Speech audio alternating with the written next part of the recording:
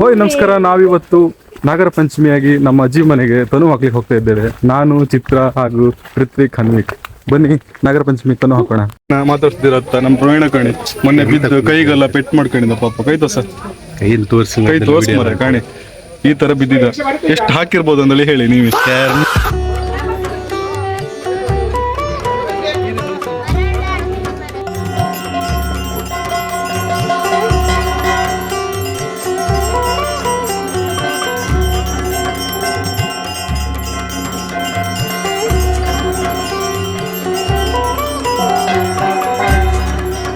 तस्मै गणेशाय नमो नमस्ते।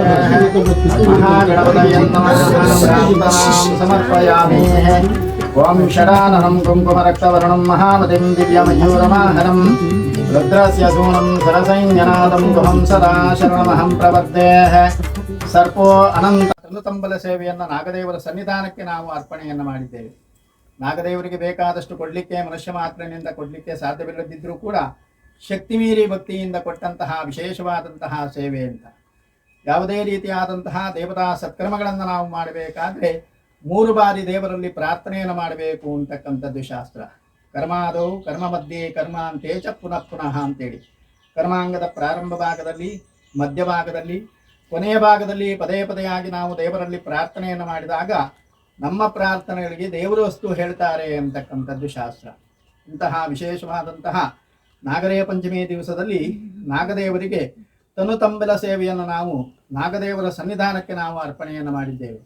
ಯಾವ ದೇವರನ್ನಾದರೂ ನಾವು ತೃಪ್ತಿಪಡಿಸಲಿಕ್ಕೆ ಸಾಧ್ಯತೆ ಉಂಟಂತೆ, ಆದರೆ ನಾಗದೇವರನ್ನ, ಅದರಲ್ಲೂ ವಿಶೇಷವಾಗಿ ಪರಶುರಾಮ ಕ್ಷೇತ್ರದಲ್ಲಿ ಅವನನ್ನು ತೃಪ್ತಿಪಡಿಸಲಿಕ್ಕೆ ಸಾಧ್ಯತೆ ಇಲ್ಲ ಅಂತೇಳಿ ಶಾಸ್ತ್ರ ಹೇಳ್ತದೆ. ಕಾರಣ ನಮಗೆಲ್ಲರಿಗೂ ಗೊತ್ತಿರ್ತಕ್ಕಂತಹ ಕತೆ. ಪರಶುರಾಮನ ಒಂದು ಮಾತಿಗೆ ಒಪ್ಪಿದಂತಹ ನಾಗದೇವತೆಗಳು ಅವರ ಭೂಮಿಯನ್ನೇ ಪರಶುರಾಮನಿಗೆ ಬಿಟ್ಟುಕೊಟ್ರು ಅಂತಕ್ಕಂಥದ್ದು ಶಾಸ್ತ್ರ.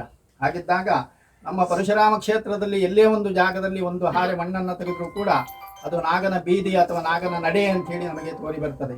ಆದ್ದರಿಂದ ನಾಗದೇವರನ್ನು ಪರಶುರಾಮ ಕ್ಷೇತ್ರದಲ್ಲಿ ವಿಶೇಷವಾಗಿ ಆರಾಧನೆಯನ್ನು ಮಾಡಿಕೊಂಡು ಬರ್ತಾ ಇದ್ದೇವೆ. ಹಾಗಿದ್ದಾಗ ನಾಗದೇವರನ್ನ ಆರಾಧನೆ ಮಾಡುವುದರಿಂದ ನಮಗೇನು ಫಲಗಳು ಸಿಗ್ತದೆ ಅಂತ ಹೇಳಿದ್ರೆ, ನಾಗದೇವರು ನರನಾಡಿಗಳಿಗೆ, ಸಂಪತ್ತಿಗೆ, ಸಂತತಿಗಳಿಗೆ ಅಧಿಪತಿ ಅಂತ ಹೇಳ್ತಾರೆ.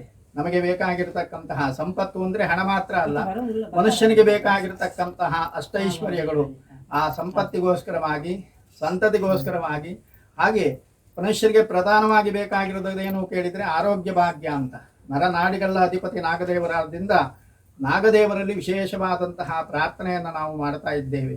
ನಾಗದೇವರಿಗೆ ಬೆಟ್ಟಿಗೆ ಕೊಡ್ಲಿಕ್ಕೆ ಸಾಧ್ಯವಿಲ್ಲದಿದ್ರೂ ಕೂಡ ಶಕ್ತಿ ಮೀರಿ ಭಕ್ತಿಯಿಂದ ಕೊಟ್ಟಂತಹ ಸೇವೆ, ಕೊಟ್ಟಿರತಕ್ಕಂತಹ ಸೇವೆಯನ್ನ ನಾಗದೇವರು ತನ್ನ ಸಾನ್ನಿಧ್ಯಕ್ಕೆ ವಿಶೇಷವಾಗಿ ಸ್ವೀಕಾರ ಮಾಡಿಕೊಳ್ಬೇಕು ಅಂತ. ಯಾವುದೇ ರೀತಿಯಾದಂತಹ ದೇವತಾ ಸತ್ಕರ್ಮಗಳನ್ನು ನಾವು ಮಾಡಬೇಕಾದ್ರೆ ಪ್ರಾರಂಭದಲ್ಲಿ ಶಾಸ್ತ್ರವೇ ಹೇಳಿದಾಗೆ ಜ್ಞಾನೇನ ಕರ್ಮ ಕುರಿಯುಹು ಅಂತೇಳಿ ತಿಳಿದು ಮಾಡಿದಾಗ ವಿಶೇಷವಾದಂತಹ ಫಲಗಳು ನಮಗೆ ಪ್ರಾಪ್ತಿಯಾಗ್ತದೆ ಅಂತೇಳಿ. ಇನ್ನು ಮಾಡತಕ್ಕಂತಹ ಕ್ರಮ ಹೇಗೆ ಅದನ್ನು ಹೇಳಿದ್ದಾರೆ. ಭಕ್ತಿ ಮಾರ್ಗೇನ ದೇವತಾ ಪರಿಕೀರ್ತಿತ ಅಂತ ಹೇಳಿ ಭಕ್ತಿ ಮತ್ತೆ ಶ್ರದ್ಧೆಯಿಂದ ದೇವರನ್ನ ಅರ್ಚಿಸಿ ಆರಾಧಿಸಿದರೆ ಖಂಡಿತವಾಗಿಯೂ ಕೂಡ ದೇವರು ನಮಗೆ ಅನುಗ್ರಹಿಸ್ತಾನೆ ಅಂತಕ್ಕಂಥದ್ದು ಶಾಸ್ತ್ರ. ಇಷ್ಟನ್ನೆಲ್ಲ ನಾವು ಯಾಕೆ ಮಾಡಬೇಕು ಅಂತೇಳಿ ಪ್ರಶ್ನೆಯನ್ನು ಮಾಡ್ಬೋದು. ಶಾಸ್ತ್ರ ಹೇಳ್ತದೆ, ಮನುಷ್ಯನಾಗಿ ನಾವು ಹುಟ್ಟಿದ ಮೇಲೆ 6 ಪ್ರಯತ್ನವನ್ನು ಮನುಷ್ಯನಾಗಿ ನಾವು ಮಾಡಲೇಬೇಕಂತೆ. ಉದ್ಯೋಗಂ, ಸಾಹಸಂ, ಶೌರ್ಯಂ, ಬುದ್ಧಿ, ಶಕ್ತಿ, ಪರಾಕ್ರಮಂ, ಷಡ್ಭಿರ್ ಮನುಷ್ಯ ಚಿಂತಾನಾಂ, ಸಪ್ತಮಂ ದೈವಚಿಂತನಂ ಅಂತ ಹೇಳಿ 6 ರೀತಿಯಾದಂತಹ ಪ್ರಯತ್ನ ಮನುಷ್ಯನದ್ದು ಸರಿಯಾಗಿತ್ತು ಅಂತ ಹೇಳಿ ಆದಾಗ ಅದಕ್ಕೆ ತಕ್ಕನಾದಂತಹ ಪ್ರತಿಫಲವನ್ನ 7ನೇದಾಗಿ ಪರಮಾತ್ಮ ನಮಗೆ ಅನುಗ್ರಹಿಸ್ತಾನೆ ಅಂತಕ್ಕಂಥದ್ದು ಶಾಸ್ತ್ರ. ಕೆಲವರೆಲ್ಲ ಕೇಳ್ಬೋದು, ಇಷ್ಟನ್ನೆಲ್ಲ ನಾವು ಯಾತಕ್ಕೋಸ್ಕರವಾಗಿ ಮಾಡಬೇಕು ಅಂತ.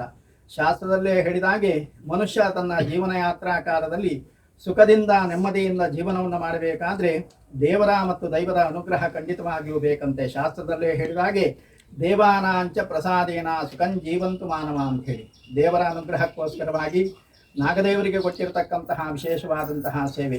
ಒಂದೊಂದು ದೇವರನ್ನು ನಾವು ಒಂದೊಂದರಿಂದ ತೃಪ್ತಿಪಡಿಸಲಿಕ್ಕೆ ಸಾಧ್ಯ ಉಂಟಂತೆ. ನೈವೇದ್ಯೋ ಪ್ರಿಯೋ ಗಣಪಃ, ಗಣಪತಿ ದೇವರಿಗೆ ವಿಶೇಷವಾದಂತಹ ಸಿಹಿ ಪದಾರ್ಥಗಳನ್ನು ಕೊಟ್ಟು ಅವನನ್ನು ನಾವು ತೃಪ್ತಿಪಡಿಸಲಿಕ್ಕೆ ಸಾಧ್ಯತೆ ಉಂಟಂತೆ. ಅದೇ ರೀತಿಯಾಗಿ ಅಲಂಕಾರ ಪ್ರಿಯೋ ವಿಷ್ಣು, ವಿಷ್ಣು ದೇವರಿಗೆ ವಿಶೇಷವಾದಂತಹ ಹೂವುಗಳಿಂದ, ಆಭರಣಗಳಿಂದ ಅಲಂಕಾರವನ್ನು ಮಾಡಿದಾಗ ವಿಷ್ಣು ದೇವರು ಸುಪ್ರೀತರಾಗ್ತಾರಂತೆ. ಅದೇ ರೀತಿಯಾಗಿ ಅಭಿಷೇಕೋ ಪ್ರಿಯೋ ರುದ್ರ, ರುದ್ರದೇವರಿಗೆ, ಈಶ್ವರ ದೇವರಿಗೆ ರುದ್ರ ಅಧ್ಯಾಯ ಅಂತಕ್ಕಂತಹ ಮಂತ್ರವನ್ನು ಹೇಳಿಕೊಂಡು ಎಷ್ಟು ನೀರಿನಿಂದ ನಾವು ಅಭಿಷೇಕವನ್ನು ಮಾಡ್ತೇವೋ ಅದರಿಂದ ರುದ್ರದೇವರು ಸುಪ್ರೀತರಾಗ್ತಾರಂತೆ. ಹಾಗೆ ನಮಸ್ಕಾರ ಪ್ರಿಯೋಬಾನು, ಸೂರ್ಯದೇವರಿಗೆ ಸೂರ್ಯ ನಮಸ್ಕಾರವನ್ನು ಮಾಡೋದ್ರಿಂದ ಅರ್ಚನಾ ಪ್ರಿಯೇ ದುರ್ಗೆ ದೇವಿಗೆ ಅರಿಶನದಿಂದ ಕುಂಕುಮದಿಂದ ಕೆಂಪು ಪುಷ್ಪಗಳಿಂದ ಅರ್ಚನೆಯನ್ನು ಮಾಡಿದಾಗ ಅವಳು ಸುಪ್ರೀತರಾಗ್ತಾಳಂತೆ. ಹಾಗಿದ್ದಾಗ ಇಷ್ಟು ದೇವರನ್ನು ನಾವು ಸುಪ್ರೀತಪಡಿಸಲಿಕ್ಕೆ ಸಾಧ್ಯತೆ ಉಂಟಂತೆ. ಆದರೆ ನಾಗದೇವರನ್ನು ತೃಪ್ತಿಪಡಿಸಲಿಕ್ಕೆ ಸಾಧ್ಯತೆ ಇಲ್ಲ ಅಂತ.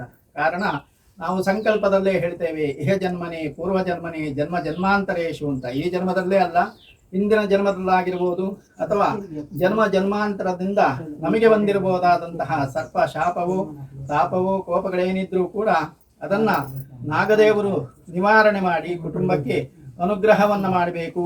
ಕುಟುಂಬಿಕರೆಲ್ಲರೂ ಮಾಡತಕ್ಕಂತಹ ಉದ್ಯೋಗವೋ ವ್ಯವಹಾರವೋ ವ್ಯಾಪಾರ ಕ್ಷೇತ್ರಗಳಲ್ಲಿ ದಿನೇ ದಿನೇ ಪ್ರಗತಿಯನ್ನು ತೋರಿಸಿಕೊಟ್ಟು ಹೋದಲ್ಲಿ ಬಂದಲ್ಲಿ ಕೀರ್ತಿಯನ್ನ ಯಶಸ್ಸನ್ನ ಅನುಗ್ರಹ ಮಾಡುವುದರೊಂದಿಗೆ ನಿರಂತರವಾಗಿ ಮನೆಯಲ್ಲಿ ಸುಖ ಶಾಂತಿ ನೆಮ್ಮದಿಯಿಂದ ಬದುಕುವಂತಹ ಯೋಗವನ್ನ ಭಾಗ್ಯವನ್ನ ನಾಗದೇವರು ನಮಗೂ ನಮ್ಮ ಕುಟುಂಬಕ್ಕೂ ಅನುಗ್ರಹ ಮಾಡಲಿ ಅಂತೇಳಿ ಪೂಜೆಯ ಪ್ರಸನ್ನ ಕಾಲದಲ್ಲಿ ನಿಮ್ಮ ಮನಸ್ಸಿನ ಇಷ್ಟಾರ್ಥ ಏನಂತೂ ಅವೆಲ್ಲವನ್ನೂ ಕೂಡ ಪ್ರಾರ್ಥನೆ ಮಾಡಿಕೊಂಡು ಕೈಯಲ್ಲಿರ್ತಕ್ಕಂತಹ ಸಿಂಗಾರವನ್ನ ನಾಗದೇವರ ಮೇಲೆ ಹಾಕಿ ನಿಂತಲ್ಲೇ ಒಂದು ಸುತ್ತು ಬಂದು ನಮಸ್ಕಾರ ಮಾಡಿ.